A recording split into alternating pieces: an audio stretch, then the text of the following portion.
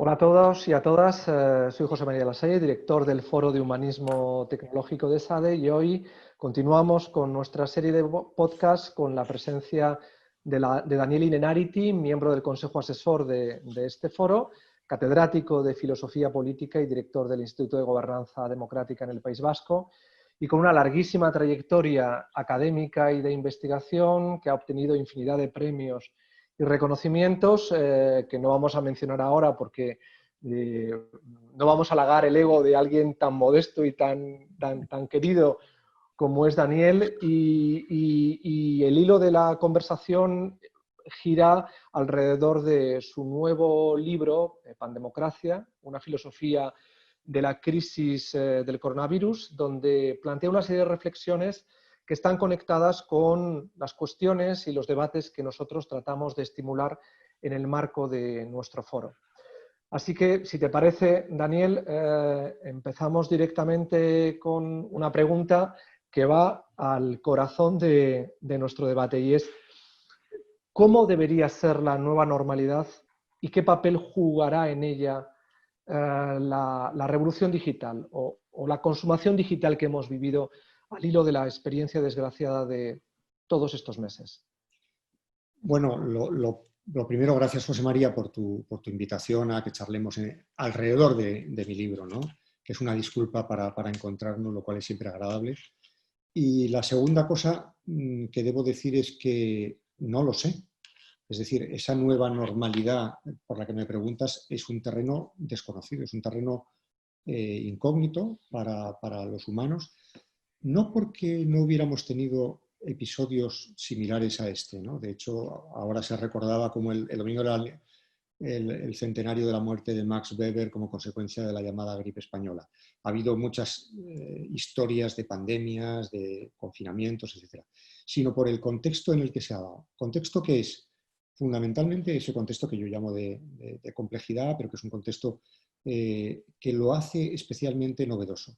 Hay una parte arcaica de la crisis, que sería la parte de cerrar fronteras, confinarnos en casa, evitar el contagio, pero hay otra parte que es posmoderna, podríamos llamar, que es en un contexto de interacciones múltiples, etc.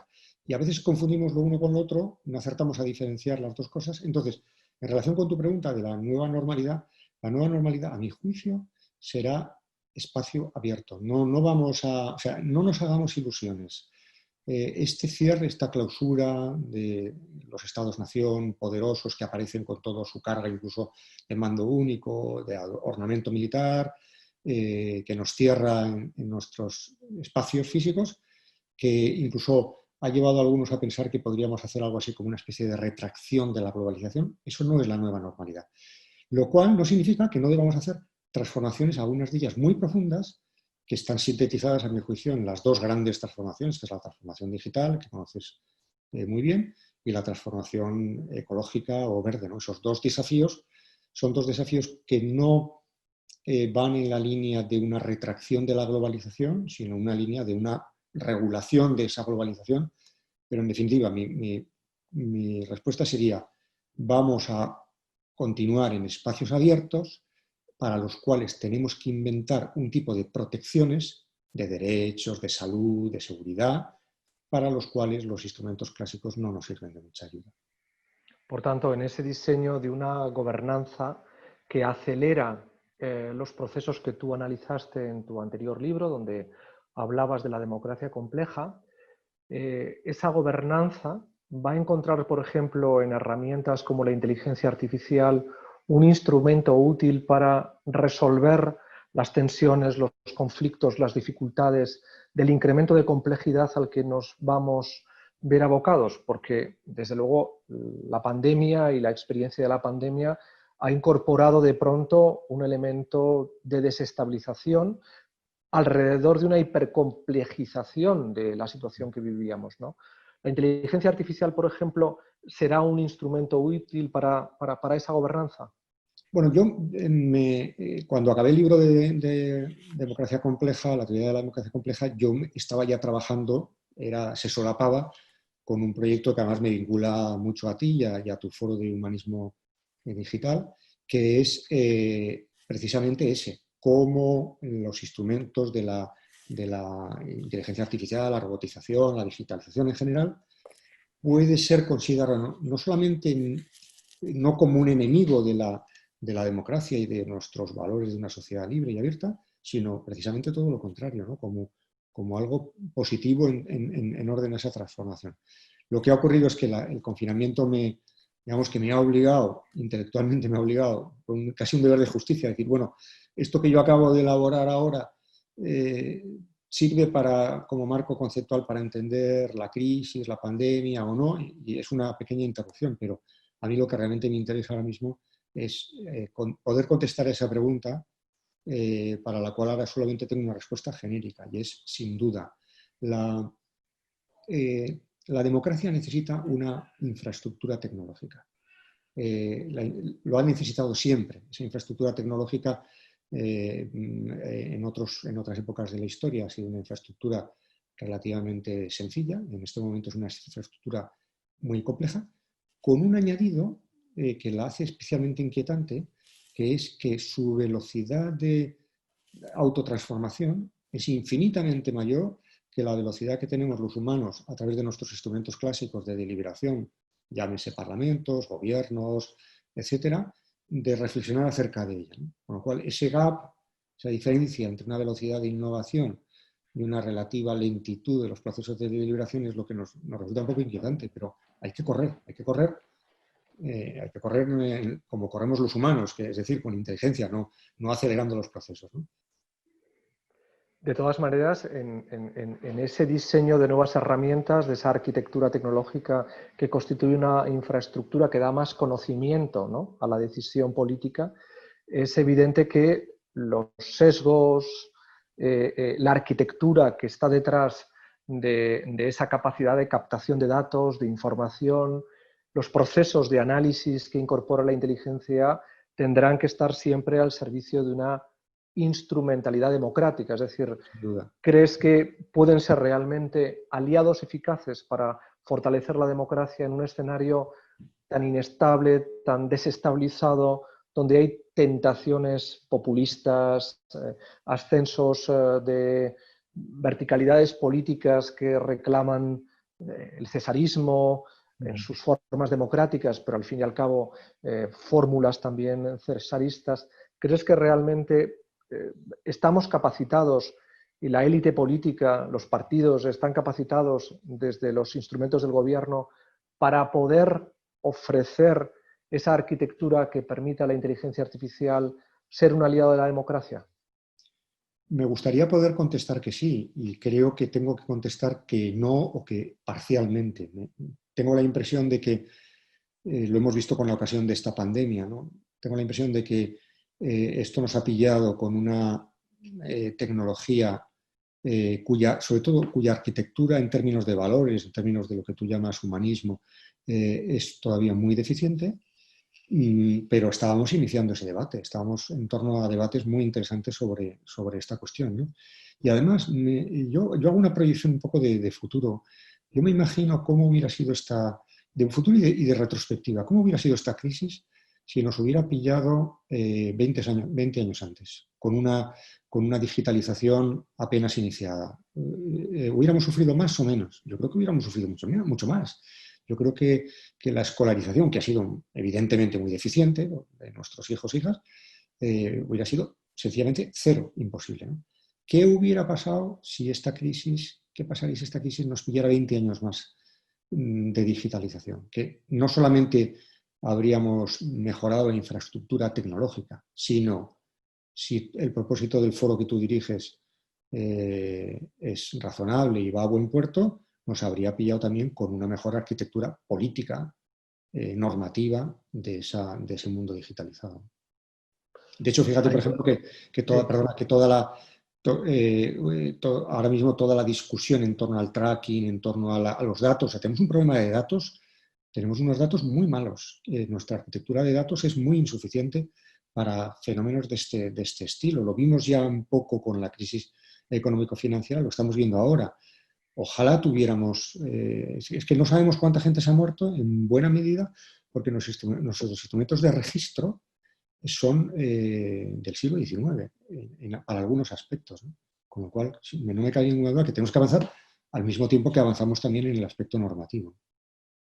Es curioso, al hilo de lo que estabas comentando también, una de las preocupaciones que acompañan tus últimas obras, tanto Democracia Compleja como ahora tu reflexión sobre la pandemocracia, es el déficit de igualdad y la corriente desigual que está acompañando la evolución postrera de la democracia en los últimos años. Y el miedo que tienes es que esa desigualdad se agudice, que se agudice como consecuencia de este escenario de nueva normalidad al que nos abocamos, ¿no? En ese sentido, está claro que nuestro país, como prácticamente todas las democracias occidentales, han experimentado una sacudida, un seísmo que ha arruinado una parte muy importante de la convivencia tal y como la entendíamos, pero es curioso que afrontamos la reconstrucción, por ejemplo, en el caso español, con unas infraestructuras tecnológicas de primer nivel, es decir, los puertos, aeropuertos, viaductos, autopistas, ferrocarriles de alta velocidad del siglo XXI, que son las infraestructuras tecnológicas, es el despliegue de fibra, etcétera, están a primer nivel en el caso español. Sin embargo, hay un enorme decalaje entre esa alta infraestructura que hemos sido capaces de dotarnos en los últimos años, pero sin embargo una enorme debilidad en las habilidades digitales, en la educación, en la brecha de acceso a la tecnología entre unas generaciones y otras, entre las clases sociales, entre los profesionales, etcétera, ¿no? ¿Crees que realmente puede ser esta situación que hemos vivido un problema de desigualdad añadido por este decalaje que comentábamos? Sin duda, yo creo que las crisis en general, una de las pocas cosas que ponen de manifiesto es que incrementan la desigualdad. La crisis anterior incrementó la desigualdad, era bastante evidente, pero esta crisis también. Los grandes instrumentos de igualdad, como por ejemplo la escuela, que requiere una presencia física, contrasta con el mundo digital, que hoy en día requiere unas habilidades que no están igualmente repartidas, requiere un acceso. En fin, yo vivo en un pueblo donde no tenemos banda ancha y bueno, y eso lo hemos sufrido, ¿no? Lo hemos compensado de otras maneras, ¿no? Pero hay familias, es decir, de alguna manera los hogares, el espacio privado es un espacio que se configura de acuerdo con parámetros muy desiguales y la escuela, mal que bien, cumple una función de igualdad porque hay un mismo pupitre, hay una misma capacidad de acceso a Internet, hay un mismo profesora, etc. Y cuanto más tiempo tardemos en llegar a esa normalidad, más aumentará esa brecha. Por eso yo entiendo también la preocupación de la comunidad educativa, la preocupación de los gobiernos, porque desde el punto de vista de la escolarización, esta situación esa ruptura, esta brecha sea lo más corta posible. En este contexto que estás analizando y dentro de la complejidad que proyecta Europa y que además ha abordado en relación con la tecnología esfuerzos por introducir protocolos éticos alrededor de la inteligencia artificial, planteamientos de diseños más igualitarios, con sesgos más democráticos. Hay todo un esfuerzo y toda una labor de construcción de un repertorio de protocolos que pueden convertir a Europa realmente en un actor global diferenciado respecto de China, evidentemente, pero también de Estados Unidos. ¿Crees que realmente Europa puede asomarse de una manera eficaz y consciente a la construcción de una verdadera ciberdemocracia? ¿Crees que puede ayudar todo lo que hemos vivido a que Europa se consolide más como un proyecto político y que la tecnología precisamente sea un estímulo para eso? Yo te contestaría diciendo, es que si no lo hace Europa, no lo hace nadie. Es decir, en estos momentos, tal y como estamos, yo creo que el modelo europeo de sociedad igualitaria, con las distintas versiones que de esa igualdad podemos tener las distintas familias ideológicas que componemos el batiburrillo político europeo, Yo creo que estamos de acuerdo en un modelo de derechos humanos, en un modelo de no sacrificar en el altar de la eficacia los procedimientos de igualdad democrática, etc. Yo creo que Europa es un actor decisivo y me parece que en estos momentos, además, salvo pequeñas excepciones, lo que estamos comprobando es que esa supuesta incompatibilidad entre eficacia y democracia no es tal. Veremos cómo se resuelve la crisis, ¿no? Pero ahora mismo, bueno, en el momento en que estamos hablando tú y yo, acaba de haber un rebrote de la pandemia en China, ¿no? Justo cuando todavía se oían las voces de quienes decían que el modelo chino era un modelo de eficacia, lo cual es un error conceptual radical, sobre todo por una cuestión que yo combato en mi libro y en todo lo que puedo, que es la democracia es un sistema que, además de ser el mejor sistema de gobierno desde el punto de vista normativo, de valores, es el mejor sistema de gobierno desde el punto de vista de inteligencia colectiva. Eso que Lindblom llamaba la inteligencia de la democracia es una gran conquista que nos ha costado mucha sangre, nos ha costado mucho esfuerzo, muchos retrocesos, pero al final nuestros sistemas democráticos, con todos sus defectos que conocemos muy bien, es un sistema que articula una pluralidad de voces que nos libra de muchos errores, ¿no? Pensemos cómo en el caso de China, buena parte del desarrollo trágico de la pandemia se ha debido a un problema de información, un poco similar al que ocurrió en el bloque soviético a finales de los 80, ¿no?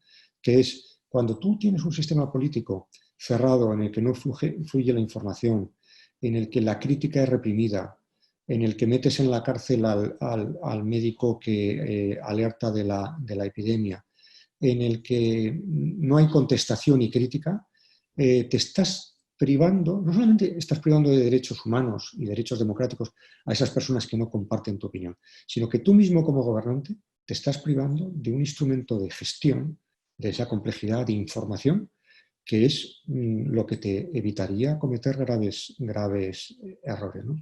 Con lo cual, yo creo que hay que defender, hay que ser muy firme, hay que defender con argumentos, no solamente con discursos morales, que también hay que defender que la democracia es el sistema más inteligente que tenemos. También, eso habrá que demostrarlo en la práctica, también para gestionar cuestiones de urgencia, cuestiones de excepcionalidad, de alarma o crisis como la que estamos padeciendo.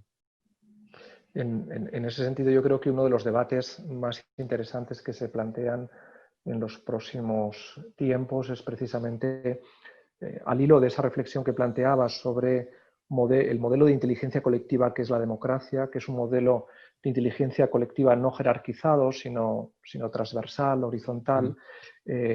Ahí, evidentemente, las herramientas de construcción de una ciberdemocracia van a plantear un debate, porque este es el debate en el que estamos instalados, ¿no?, en torno a la libertad y la cooperación adaptadas a un nuevo entorno, o el control, la vigilancia, la jerarquía como diseño de gestión de inteligencias verticalizadas.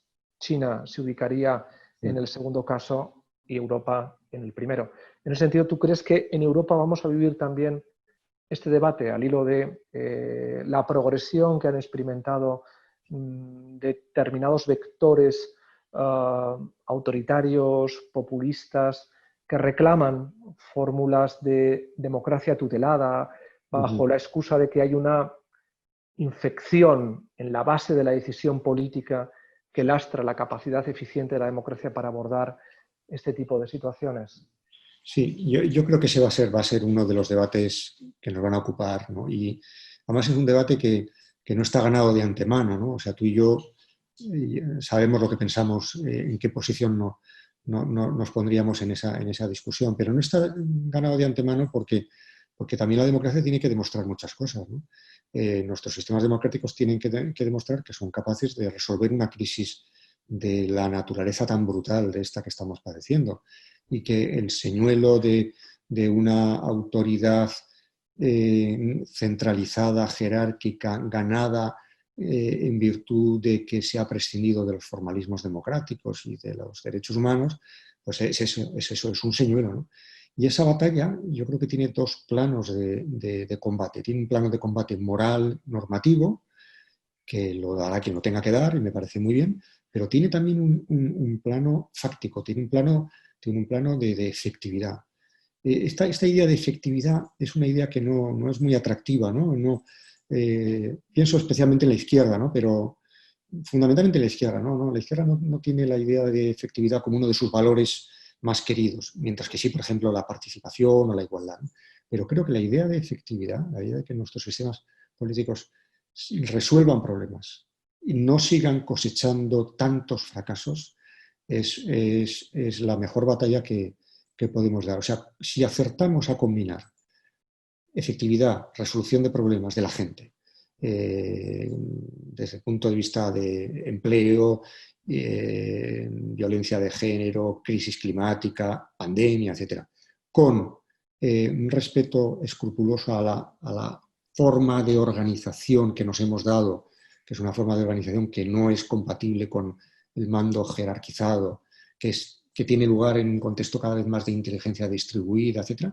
Si conseguimos cuadrar ese círculo, si conseguimos realizar esa síntesis, yo creo que tendremos mucho que ganar. Por el contrario, si seguimos efectivamente cosechando fracasos, no siendo capaces de articular esa doble exigencia, podemos tener unos años por delante muy difíciles, ¿no? Bueno, como verán o como veréis los que nos estáis escuchando, la verdad es que siempre asomarse a la reflexión de Daniel es un privilegio y es un lujo, y sobre todo siempre está acompañado de esa pedagogía del hombre que sabe realmente explicar sus ideas porque las ha pensado, las ha meditado, las ha digerido internamente desde una tensión a veces también trágica como la que hemos vivido en estos meses. Yo, Daniel, poco más te voy a preguntar porque el tiempo que tenemos es limitado. Te agradezco enormemente la dedicación que has puesto hoy en la exposición de tus ideas. Gracias por la colaboración que tienes con el foro del que eres miembro del Consejo Asesor. Vamos a escucharte muchas más veces. Vamos a trabajar contigo en el marco del foro de humanismo tecnológico, y la verdad es que siempre esta es tu casa. Utilízanos, traemos todas las complejidades que sabemos que podemos desarrollar como amigos que somos desde hace tiempo. Y nada, si quieres aportar todavía un aliento más optimista del que has puesto sobre la mesa en medio de este contexto tan pesimista que algunos auguran como una especie de apocalipsis político para la democracia, yo creo que te lo agradeceríamos todos. Así que te dejo las últimas palabras con mi agradecimiento y con la invitación para la próxima vez. Pues muchas gracias, José María. Sí, yo simplemente diría una cosa en relación con la gran pregunta que hoy en día nos estamos haciendo todos, ¿no? De aquí saldremos mejores, saldremos mejores, aprenderemos la lección. Es una pregunta que a mí me repite mucha gente, ¿no? Y que te habrán hecho a ti 1000 veces, ¿no? Y yo ahí no soy ni optimista ni pesimista. Yo digo, cuando se trata de aprender, se ponen en juego dos facultades humanas que son imprevisibles: la inteligencia y la libre voluntad. Y por tanto, cualquier predicción tiene un sesgo determinista que sería muy equívoco a introducir, ¿no? Yo animo a todos, y me animo también a mí mismo, a no buscar en esta crisis una confirmación de lo que ya sabíamos, sino más bien un desmentido y una llamada a explorar vías en las que, caminos a los que igual no nos sentíamos llamados durante la época anterior, y a lo mejor a que alguno de nuestros lugares comunes sea refutado, ¿no? Por consiguiente, no entremos en esa batalla de ya lo decía yo, ya lo había visto, veis cómo cerrando las fronteras, por tanto el Estado Nacional es la única solución, ¿no? O veis cómo lo global es el plano, ya lo decía yo, o veis cómo parando la economía resolvemos el problema del medio ambiente. En lugar de eso, yo diría, pensemos, reflexionemos, que tenemos muchas cosas que aprender. Este mundo tan a veces tan, en fin, trágico, también nos da muchas posibilidades de aprendizaje que son maravillosas, ¿no? Pues no se puede añadir nada más a lo que está también dicho por tu parte. Daniel, millones de gracias, esta es tu casa y hasta muy pronto. Gracias. Gracias a ti.